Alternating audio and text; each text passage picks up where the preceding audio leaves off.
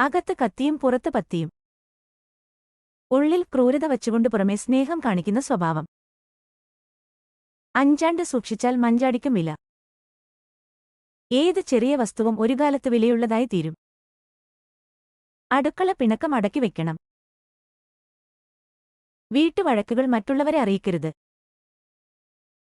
അള മുട്ടിയാൽ ചേരയും കടിക്കും. എത്ര സാധുവായാലും ഉപദ്രവിച്ചു പൊറുതുമുട്ടിയാൽ തിരിഞ്ഞുനിന്ന് എതിർക്കും. അടക്കയായാൽ മടിയിൽ വയ്ക്കാം, അടയ്ക്ക മരമായാൽ മടിയിൽ വയ്ക്കാനൊക്കുമോ? മക്കളെ ബാല്യത്തില് നിയന്ത്രിച്ചു നിർത്താം, പ്രായമായാൽ അതുപോലെ പറ്റില്ല.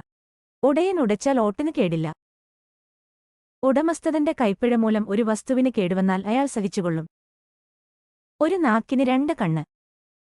വായിൽ തോന്നുന്നതുപോലെ പറയരുത്. വളരെ ശ്രദ്ധയോടെ വേണം ഓരോ വാക്കും ഉപയോഗിക്കേണ്ടത്.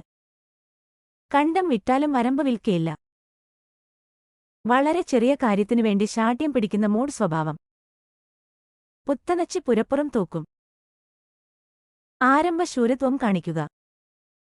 ചക്കൊന്ന് പറഞ്ഞാൽ കൊക്കെന്ന് കേൾക്കും. ഒന്ന് പറയുമ്പോൾ മറ്റൊന്ന് ധരിക്കുന്ന സ്വഭാവം. കടയ്ക്കൽ നനച്ചാലേ തലക്കൽ പൊടിക്കൂ. വേണ്ട സ്ഥാനത്ത് പ്രവർത്തിച്ചാൽ തക്കതായ ഫലം ലഭിക്കും. പുകഞ്ഞ കൊള്ളി പുറത്ത്.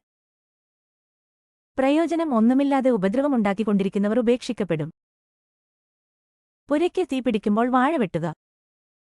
മറ്റുള്ളവർക്ക് ആപത്ത് വരുന്ന സമയം സ്വന്തം കാര്യം നേടാനുള്ള അവസരമാക്കുക. ഊന്നു കുലയ്ക്കില്ല, വാഴയെ കുലയ്ക്കൂ. പ്രധാനിയിൽ നിന്നു കിട്ടുന്നതൊന്നും അദ്ദേഹത്തിന്റെ സഹായിയിൽ നിന്നു പ്രതീക്ഷിക്കരുത്. പൊന്നു കായ്ക്കുന്ന മരമായാലും പുരയ്ക്ക് മീതെ ചാഞ്ഞാൽ മുറിക്കണം.